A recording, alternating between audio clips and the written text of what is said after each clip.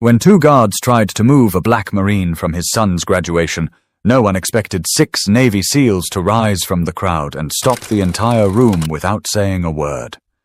Solomon Drayton didn't expect anyone to recognize him when he pulled into the parking lot behind Elmridge High. The building looked like most high schools in smaller Texas towns: weathered red brick, a few flags fluttering over the entrance, kids loitering near the gym doors. It was already crowded. Parents in dress shirts, siblings holding signs, a grandmother leaning on a walker. It was all there. He parked his Dodge Charger near the chain-link fence and stepped out, smoothing the lines of his deep blue Marine uniform. His boots were polished to a mirror shine, not because he was trying to show off, but because there were things he didn't know how to do halfway. He looked around. His posture stood out, upright and firm. His face, though calm, carried the stillness of someone who had seen life from too many angles. He had driven 8 hours from Temple to make it to his son's high school graduation. He could have flown, but the Charger was his wife's favorite car, and even after her passing 2 years ago, he still felt closer to her on the road. Solomon opened the car door and pulled out a small photograph from the glove compartment. It was old and worn, with a slight tear in the corner, his wife holding Tyron when he was just a baby. He slipped it into the inside pocket of his jacket. "I promised you," he said softly. "I wouldn't miss it." The walk to the entrance was slow and intentional. Every step carried meaning. His chest filled with something he didn't have a name for, but it lived somewhere between pride and ache. Inside, the gym was packed. Metal chairs filled the floor, bleachers already overflowing. The air smelled faintly of concession popcorn and floor wax. It was noisy, chaotic, alive. Solomon showed his printed ticket to a volunteer near the door, a short man with a clipboard and headset. The man squinted at it, nodded quickly, and pointed toward the 3rd row on the left side. "You're good to go. Family seating, up front." "Appreciate it," Solomon said, his voice steady. He made his way to the row, catching glimpses of other families as he passed. Some folks looked at him, did a double take at the uniform, then turned away like they hadn't. One woman gave him a small smile, then whispered something to the man beside her. Solomon didn't react. He'd been black, tall, and in uniform for a long time. He knew what some looks meant and what others didn't. He found his seat and sat down. The chair was plastic, slightly wobbly. He adjusted it without complaint. In front of him, the stage was set. Banners hung across the gym wall, Class of 2024 in big silver letters. A few school board members stood near the podium, checking notes. Solomon glanced at the rows of students lined up at the far end of the gym. Tyron was somewhere in the middle, tall, lanky, with his mother's eyes. 18 years gone just like that. He remembered holding him the night he was born, still in uniform, dirt still under his fingernails. He'd flown in from Okinawa with only 4 days' leave. And now, here they were. He sat still, barely blinking, soaking in the moment. Behind him, people continued filing in. Chairs scraped, programs rustled, someone laughed too loud. A man dropped his coffee and muttered under his breath. None of it touched Solomon. His world was narrowed to the stage, the rows of young faces and the weight of the photo against his chest. Then the music started. Pomp and circumstance. And the crowd rose to their feet. A few students looked nervous, others beamed. Solomon stood too, shoulders squared, arms at his sides. The national anthem followed. Everyone placed hands over hearts. Solomon didn't move. He didn't need to. His whole presence was a salute. He thought of his wife again, how she would have cried through the whole ceremony, how she would have fixed Tyron's tie 3 times before letting him leave the house. His eyes stayed forward. But as the last note of the anthem faded, 2 uniformed men began walking down the side aisle, and they were heading straight for him. The 2 security guards moved with purpose. They weren't police. Their badges read Harlan Security Services, and their uniforms were standard. Black polo shirts tucked into cargo pants, earpieces, radios on their belts. Neither of them looked older than 30. One was short and wide-shouldered, with a shaved head and a tight expression. The other was taller, lanky, and chewing gum like he had somewhere better to be. Solomon noticed them right away, but didn't flinch. His training taught him long ago that stillness was often more commanding than movement. He kept his eyes forward, his hands resting loosely on his thighs. The shorter guard stopped beside him and leaned down just enough to be heard. "Excuse me, sir," he said in a low voice. "We're gonna need you to come with us." Solomon slowly turned his head. "Is there a problem?" The tall one stepped forward. "Yeah, this section's for families of graduating seniors." Solomon blinked, then reached into his coat pocket and pulled out the same printed ticket he'd shown at the door. "This is my seat. 3rd row, left side. Family seating." "Confirmed." The shorter guard didn't even look at the ticket. "We got told it's full." Solomon didn't move. "It was full when I sat down too. You want to tell me who gave that order?" The tall guard shifted uncomfortably. He wasn't expecting a calm, clear voice. "Look, it's not a big deal. There's some extra seats in the back. Let's not make this anything it doesn't have to be." Solomon's eyes narrowed slightly. Not with anger, just quiet calculation. "I drove 8 hours to watch my son walk across that stage. I'll be sitting right here." A few heads had started turning. A woman 2 rows over nudged her husband and nodded toward them. Someone in the bleachers tilted their phone slightly, maybe recording. The short guard straightened up and looked around. "Sir, I'm going to ask one more time." "You can ask all day," Solomon said, his voice lower now, firmer. "I'm not moving." The tall one sucked his teeth. "Maybe you'd be more comfortable in the back. That's all we're saying." And there it was. Solomon looked at him fully now. That phrase wasn't about logistics.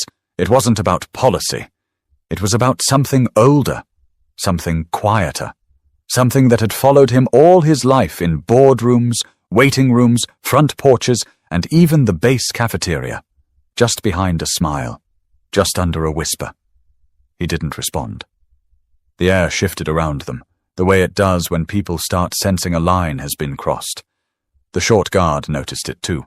He adjusted the radio on his hip and muttered something into the mic, never breaking eye contact. Solomon stayed seated, staring forward like the conversation had ended, because for him, it had.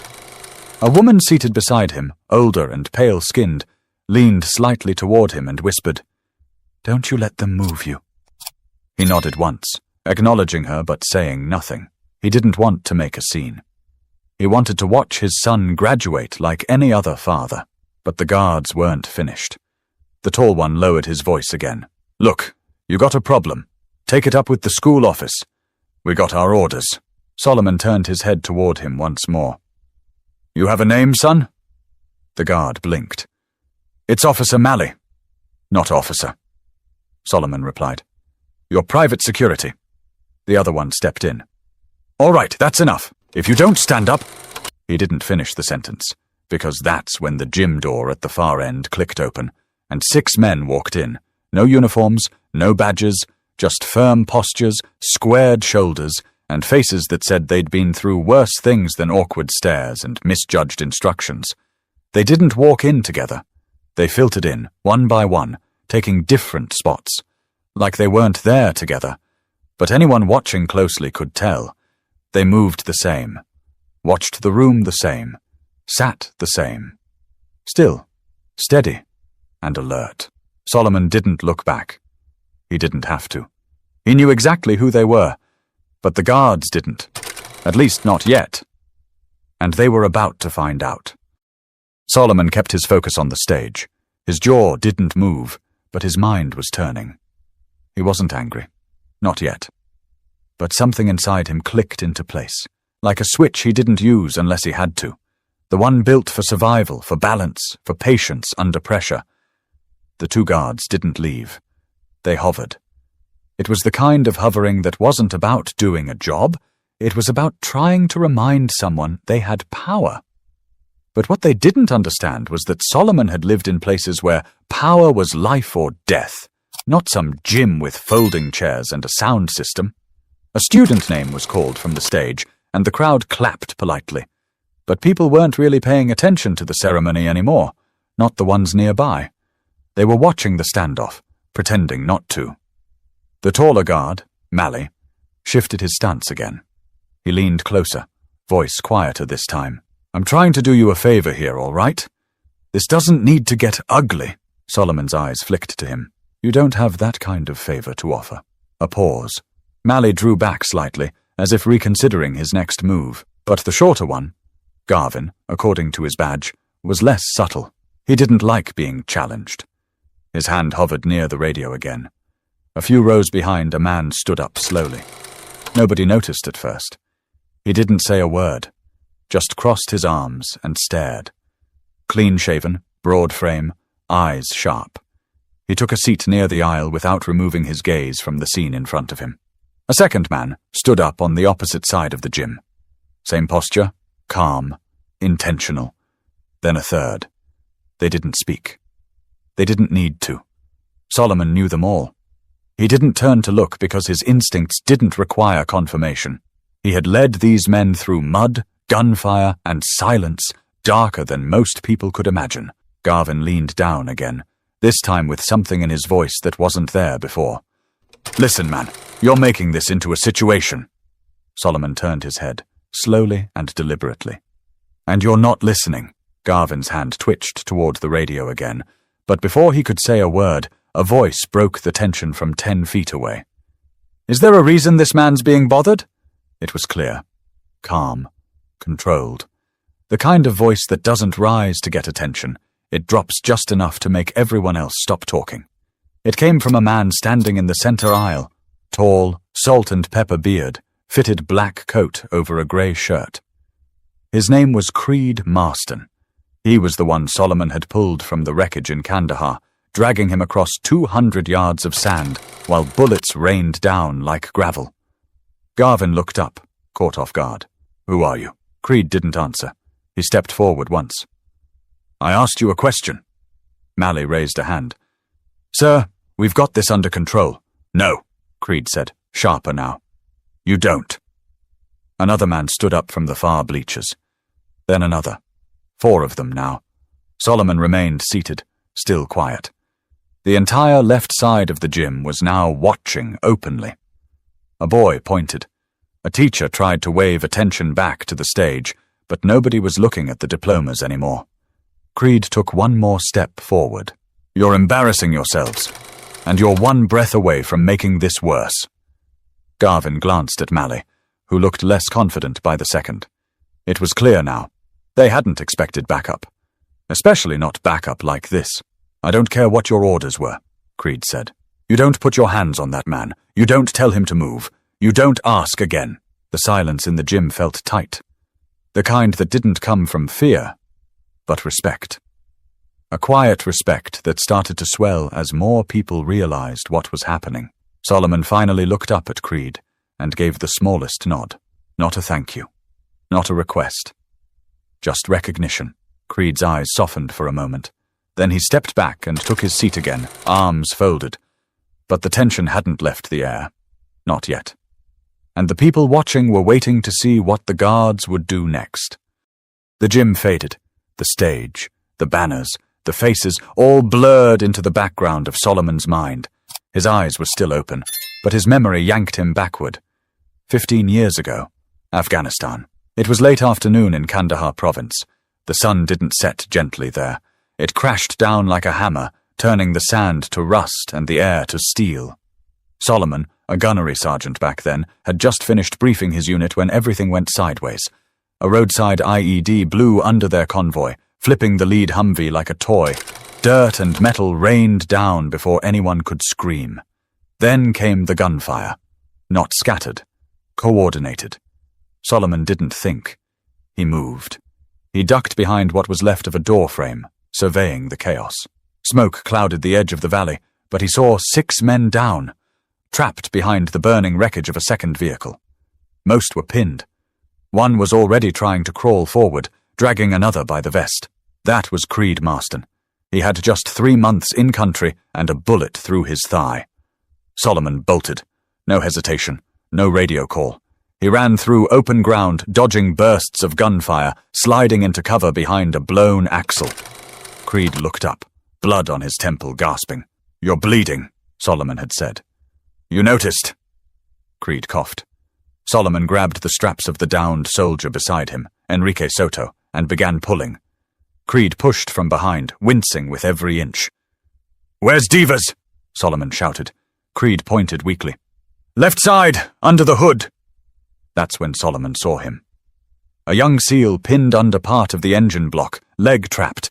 He was yelling for help, but too far gone to move. Without pausing, Solomon told Creed, "You keep low and move when I move." Creed nodded. That's when he really started to understand what leadership looked like. Solomon sprinted across again. His foot hit gravel, then bone, but he didn't stop. He slid to Devers, crouched low, and gripped the edge of the mangled hood with both hands. It wouldn't budge. "Gunny, don't!" Devers shouted. I'm good! You're not staying here." Solomon braced one foot, dug deep, and lifted. His shoulders strained, his ribs ached. The metal groaned, but it rose, just enough for Devers to yank his leg free. They fell back together, crawling toward the ridgeline. Gunfire cracked overhead. Creed returned with Soto limping on his good leg. 2 others followed. Lim and Horton, faces blackened with ash, rifles at the ready. When the firing stopped, there were no cheers, no victory speech, just silence and breathing. All 6 of them were alive. Solomon was the last to check out. He stayed on rear watch until the dust settled and the medevac arrived. He didn't speak for a long time after that. But Creed remembered. They all did. After that day, there was never a doubt. If Solomon asked for anything, anywhere, anytime, they'd be there. No matter what. Back in the gym, Creed sat quietly in his chair, eyes fixed on the guards still standing near Solomon. He wasn't thinking about war. He was thinking about promises. The man who had dragged him out of a war zone was now being harassed in front of a high school stage for trying to watch his son graduate. He clenched his fists. Another SEAL, Javier Meeks, walked in and sat 4 rows back. Then Zachary Wells found a spot along the right side bleachers. They didn't speak. They didn't need to. Solomon glanced toward the back of the gym now, just briefly. His eyes met Meeks. That was enough. But the guards didn't understand what those looks meant. Not yet. And the moment they made the next move, they'd learn real fast. The ceremony pressed on, at least on the surface. Names were still being called. Families clapped, some too loudly, trying to cover up the tension that now thickened the air. But the attention had shifted. Eyes that had once been glued to the stage now kept drifting toward the 3rd row on the left, where Solomon Drayton sat like a statue, and 2 guards stood like they didn't know what to do next. Garvin glanced toward the front where a school official tried to get his attention. The woman looked nervous, mouthing something and gesturing subtly toward the guards. But Garvin shook his head. He wasn't ready to walk away. He'd started something, and his ego didn't know how to back down. Malley shifted his weight again, his jaw working harder now on the gum, clearly uncomfortable. But he hadn't walked away either. "Sir," Garvin said again, this time louder. "This is your last warning." Solomon didn't move. To do what exactly? Garvin stepped forward, leaning in so close his belt brushed Solomon's knee. "To stop making a scene. We don't want any trouble. Just move to the back." Solomon turned his head and looked him dead in the eye. "You're the only one causing trouble." Garvin's nostrils flared. That's when it slipped. "You think wearing that uniform makes you better than everybody else? This is a high school, man, not your base." A hush fell across the rows around them. A little girl stopped squirming in her seat. A dad with a camera froze mid-zoom. Even Malley took a half step back, like the words had landed heavier than he expected. Solomon didn't blink. He took a breath, not to calm himself, but to stay grounded. "You need to walk away." Garvin didn't.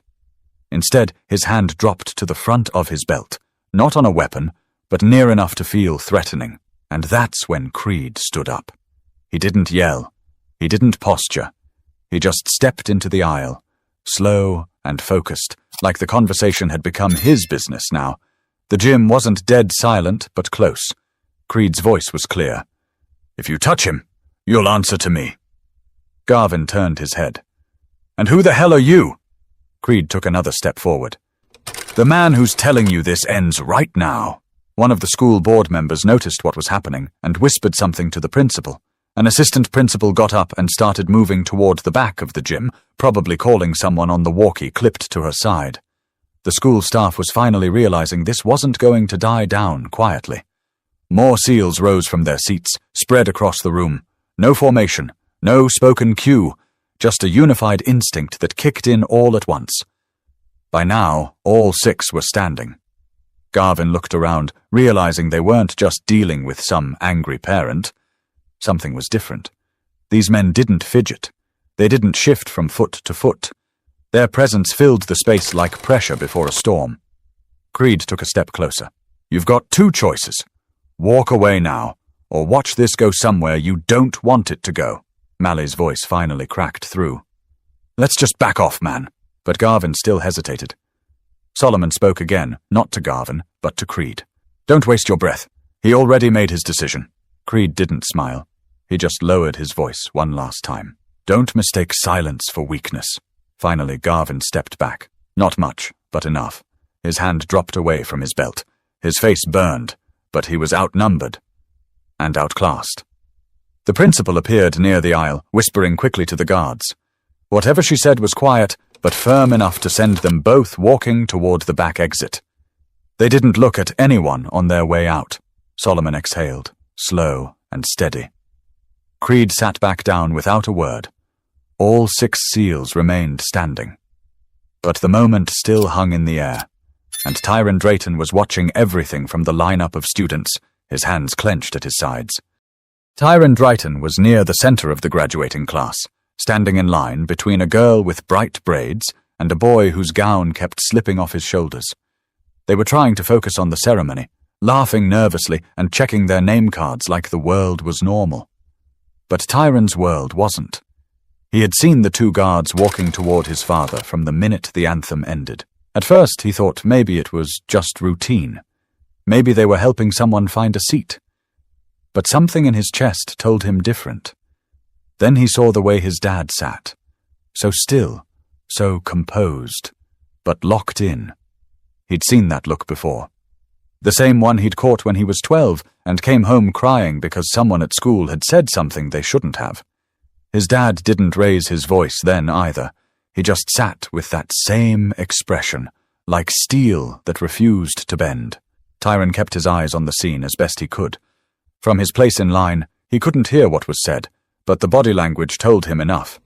He saw the guards standing too close, saw his father calmly staying seated, and then he saw a man stand up, a tall guy in a dark coat.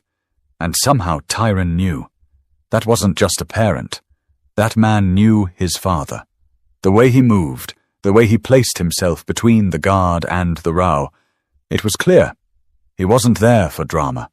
He was there for Solomon Drayton. Then another man stood, and another. It wasn't loud, but it was like the temperature in the room shifted. Everyone was watching now. Tyron's heart beat faster. He wasn't scared. He was something else, torn between pride and fire. He had grown up hearing pieces of his dad's service stories, not the gory parts. His dad kept most of those to himself. But bits here and there.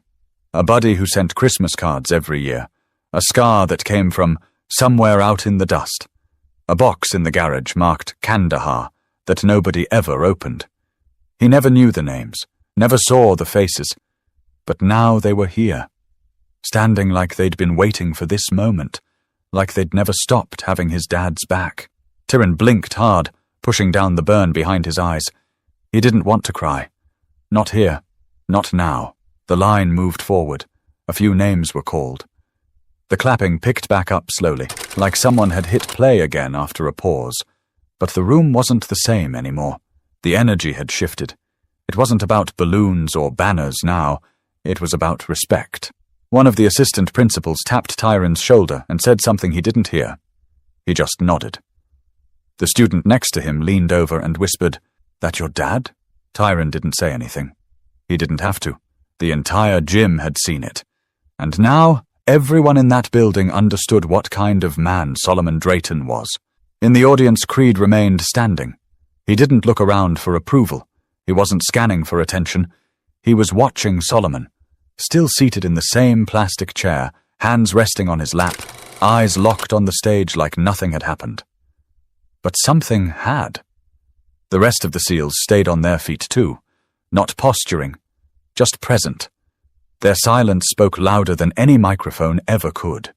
A few parents clapped louder now with each name, almost as if they were trying to make up for the tension earlier.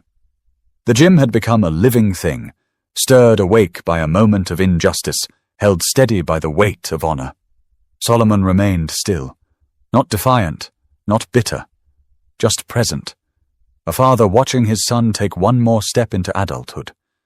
But the moment that would break through all of it was still coming, and when Tyron's name was finally called, the room wouldn't be able to pretend anymore. The line was moving faster now. Some students were still fidgeting, adjusting caps, whispering jokes under their breath, trying to enjoy the moment. But Tyron wasn't in that space anymore. His mind kept flashing back to his father, sitting alone, surrounded by faces, but completely centered in that chair like it had been built just for him. There was something about how he held himself, calm, quiet, unshakable, and something about the way those men, those warriors, rose around him without needing to be asked. Tyron realized for the first time that he didn't really know the full weight his father carried. Sure, he'd seen the pictures, the medals in the old wooden box, the folded flag tucked into the bookshelf in the living room. But those things never really spoke. They just sat there like relics. Today they walked. Today they stood. The assistant principal called out the next name, then another. Tyron was 3 people away from the stage. He wiped his palms on his gown, tried to slow his breathing. The girl in front of him turned and grinned nervously. "You ready?" Tyron smiled a little. "More than you know." He stepped forward. On the other side of the gym, Solomon leaned slightly forward. His eyes never left the stage. He didn't clap for every student, not out of disrespect, but because his focus had narrowed to the boy in the black robe with the red and white honor cords. The boy who looked so much like his mother when he smiled. 1 name.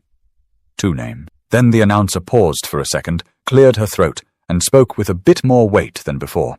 "Tyron Drayton," the name echoed. There was a beat of silence, half a second, maybe less, before the room erupted. Clapping, whistling, cheering. But what stood out wasn't the volume, it was the rhythm of it. The sound wasn't chaotic, it was deliberate, coordinated, deep.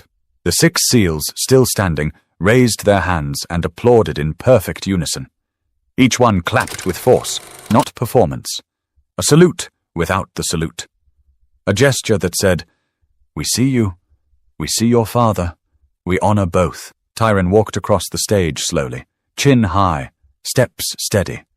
His heart pounded, but it wasn't nerves, it was pride. And not just pride in himself, it was the pride of knowing exactly who his father was and what it meant to carry that last name. He took his diploma from the principal, shook her hand, and turned toward the audience. His eyes scanned for one person. Found him. Solomon didn't wave, didn't stand. He just met his son's eyes and gave the smallest, most meaningful smile of the day. Tyron nodded once and stepped off the stage. The applause still hadn't died down. Parents who hadn't said a word all ceremony were now clapping hard. Some stood. A few wiped their eyes, not sure exactly why, but feeling like they'd just witnessed something that mattered. Solomon sat back in his chair and let the moment wash over him. He wasn't the kind of man to cry in public. But inside, something loosened. Not grief, not pain, just release. The kind that only comes when the circle feels complete, even if it never really is. The other names continued. But something had shifted. From that moment on, every student who walked the stage walked in the echo of what had just happened. Not because it was dramatic, not because it was viral, but because it was real. But the story didn't end with the applause, and when father and son met again outside the gym, it would be more than just a proud hug. It would be the passing of something deeper. The final name was called 20 minutes later. Everyone stood as the graduating class threw their caps, screamed with relief, and hugged like they hadn't seen each other in years. Phones went up, cameras clicked, and balloons bobbed above the crowd as the students began filing out through the gym's double doors toward the back lot. Solomon didn't move right away. He sat quietly as the noise swelled around him, soaking it all in. The music, the laughter, the flash of silver and red gowns sweeping by. His eyes followed Tiran as he disappeared into the hallway with his classmates.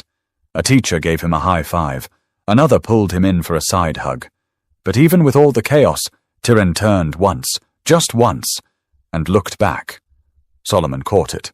A brief glance, but it held everything. "Did you see me?" And Solomon's expression gave the answer, every second. The crowd began to thin. People shuffled out with flowers and balloons, congratulating each other in loud bursts.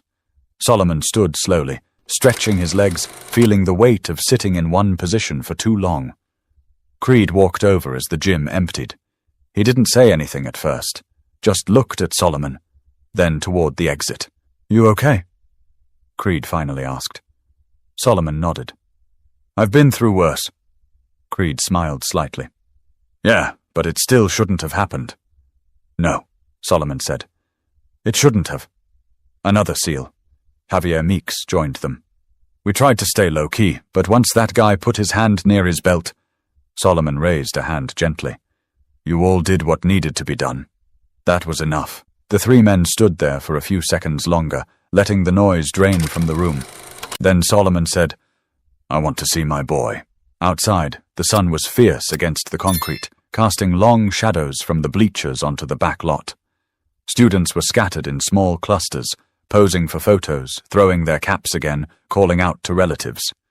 Tiran stood near the flagpole, his gown half unzipped, the diploma folder in one hand and his phone in the other. When he saw his father approach, he stopped mid-conversation. The crowd around him faded into the background. They met halfway. Tiran was the first to speak. "You okay?" Solomon nodded. "You? Yeah," Tiran said, then looked down for a second. "They tried to move you." "I know." Tiran's jaw flexed. "I was ready to walk off that stage, Dad. I swear I was 2 seconds from saying something." Solomon placed a hand on his son's shoulder. "And that's why you didn't." Tiran looked up. "What do you mean?" "Because you knew I could handle it. And because you handled your moment like a man. You didn't let anybody take it from you." Tiran held his breath for a second. "Who were those guys that stood up?" Solomon glanced behind him. The 6 SEALs were now outside, too, gathered near the exit, talking quietly. They weren't looking for attention, just keeping an eye out, like always. "They're men I bled with, men who know what loyalty means," Solomon said. "Men who don't forget." Tiran nodded slowly. "That was powerful. It was necessary," Solomon replied. "Sometimes silence is louder than shouting, and sometimes standing up without speaking says more than 1,000 words." For a moment, neither of them said anything. Then Tiran smiled. "You gonna tell me those war stories now?" Solomon chuckled. "Some of them. You're old enough for the real parts now." They stood there, shoulder to shoulder, not just father and son. 2 men connected by something that couldn't be explained, only lived. Across the lot, Creed raised a hand. Not a wave, just a gesture of respect. Tiran returned it without hesitation. The sun kept climbing, but for the Drayton men, time moved differently now. But one more moment remained, because after all that, the real lesson hadn't yet been spoken aloud. Most of the crowd had cleared by the time Solomon and Tiran walked back to the parking lot. A few families still lingered, laughing around folding chairs or loading up trunks with flower arrangements and graduation gifts. But the buzz had quieted, and the sun had softened into early evening light. Solomon unlocked the Charger, the same one his wife used to drive to parent-teacher meetings and weekend road trips. Tiran paused at the passenger door, running his fingers along a scratch near the handle. "She would have been screaming the loudest today," he said softly. "She would have made you retake every photo until your smile looked just right," Solomon replied, managing a grin. They climbed in, shutting the doors behind them. The car was warm from the sun, but it felt like a cocoon, sealed off from the rest of the world for a few breaths. Tiran turned to face his father. "I gotta ask, why didn't you say anything to those guards? You just sat there." Solomon tapped the steering wheel once, then turned to him. "Because I don't have to stand up for who I am, and I don't need to raise my voice to be heard." Tyron looked out the window for a second, chewing on that. You know how many times in my life I've had to choose between letting something slide or blowing it up? Solomon continued. That moment today, what those men tried to do, it wasn't new, but how we respond. That's what defines us. But they disrespected you, Tyron said, in front of everybody. Yes, Solomon said, and everyone saw it. But they also saw the truth. They saw 6 men who had every reason to be somewhere else stand up, not because I asked, because they knew what that moment meant. Tyron sat with that. Son, Solomon said, life will hand you 100 chances to react with anger, and sometimes anger is justified, but most times silence cuts deeper, dignity sticks longer. That's what people remember. He reached into his jacket and pulled out the folded photo, the one of Tyron as a baby, his late wife cradling him. I carried this with me through Kandahar. I carried it through losing your mom, and I carried it here today. Not because it gives me strength, but because it reminds me of what's worth protecting. Tyron's voice dropped. You always knew who had your back, Solomon smiled. I didn't need to know. I just had faith. Real men don't vanish when things get uncomfortable. They show up, and they stand. There was a pause before Tyron spoke again. I want to be like that. Like you already are, Solomon said. You walked that stage with pride. You didn't let anger steal your moment. You stayed grounded, even when everything around you was trying to throw you off balance. Outside the car, the last of the SEALs were getting into their vehicles. Creed gave one last look toward the Charger before driving off. Solomon nodded once. No words, just the quiet acknowledgement of something permanent. Tyron leaned back in the seat. So what now? Solomon turned the key in the ignition. The engine rumbled to life. Now we drive home. You get to choose dinner. Tyron grinned. Waffle House? Solomon chuckled. Of course. As they pulled out of the lot, the school faded behind them. But the memory of what happened inside that gym wouldn't fade anytime soon, for anyone who was there. And for Tyron, that day would mark something far greater than a diploma. It was the day he realized manhood had nothing to do with noise and everything to do with how you carry yourself when the world stops watching. Some people shout to be seen. Others just sit in silence and are never forgotten. If this story moved you, don't forget to subscribe. Share it with someone who needs to be reminded what true strength looks like.